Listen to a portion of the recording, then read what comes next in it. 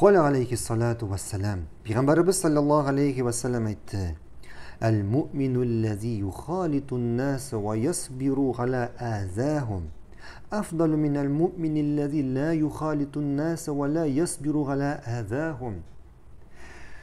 Kişiler arasında yaşayıp, şu kişilerden ağırlıklar görüp, şu ağırlıklara tüzeyen mümin, kişiler arasında yaşamışa ağırlıklara tüzmegen müminge karaganda hayırlırak, yaxşırak dedi Peygamberimiz sallallahu aleyhi ve sellem.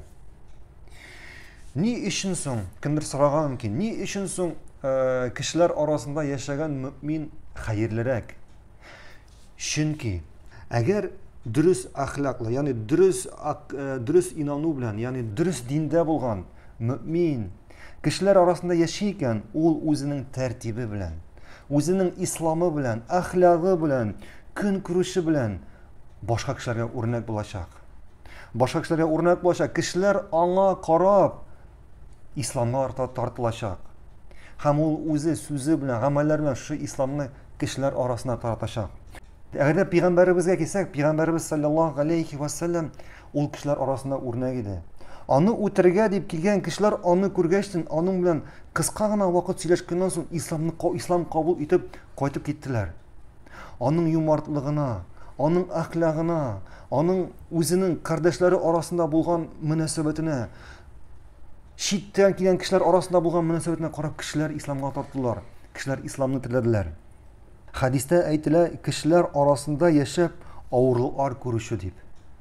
Ne için son mümin kişi kişiler arasında yaşayıp kişilerden ağırlıklar görürge mümkün? Kızganışa karşı kişiler ibadet kılışını yaratırlar, lakin dinge çakırışını, İslam'a çakırışını yaratmıyorlar. Eğer de yürüyken ol Müslüman kişisi, mümin kişisi namaz okuyup, meşitlerge barıp, bir kişi birisi etmişe, elbette onu yaratacaklar. Bizim arada şunday mümin, şunday dindar kişi yaş deyip etecekler.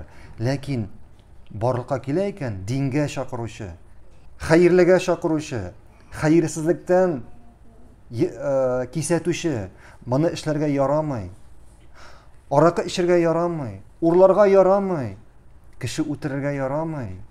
Allah'a ibadet kılara kirek, tuğanlık jibinni gıtıra kirek, hayır sadaka bire kirek. Seni bit arlıkka Allah barlıkka getirgen, nige Allah'a ibadet kılmışsın deyip eytüşü barlıkka keleyken, kişiler bunu yaratmıyorlar. Eytiler, karalı, yani kişi ara kışıp yürüydü, indi bugün kişi iret edip etiler.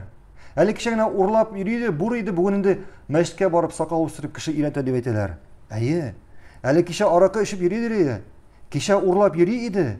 Bugün Allah yüreğini açıp dinge bastı. Dinge bastı, tövbeye kildi. Eğer biz biliriz, Peygamberimiz sallallahu aleyhi ve sellem etti, kişi dinge basa iken, kişi İslam dinin kabul kıla iken, kabul eteyken, Allah onun şu günden başlap tuğan gününe kadar bütün günahlarını keşirecek. O şu İslam'ını kabul etken, dinge baskan gününü yana tuğan bala şekilde şıpşısta günahlarını arınacak. Sen kişi de günah şap eriydin, bugün de günah şap erisin. İslam dinine basa almışsın, günahlarını kaldıra almışsın. Şuna göre bu kişini görüp senin aşığın çığa. Şuna göre bu kişini sögersin, anındırda naşar sözler eytesin. Eğer iki kişini alsak, birisi günah işley, lakin tövbe kile.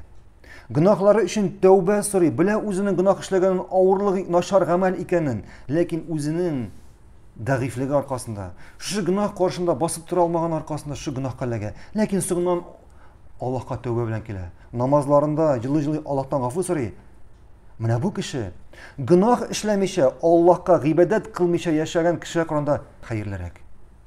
Günah işlep, ibadet kılgan kişini, eğer de günah işlemişe, Allah'a ibadet kılman kişiyle çağıştırsak, günah işlep, ibadet kılgan kişi hayırlarak.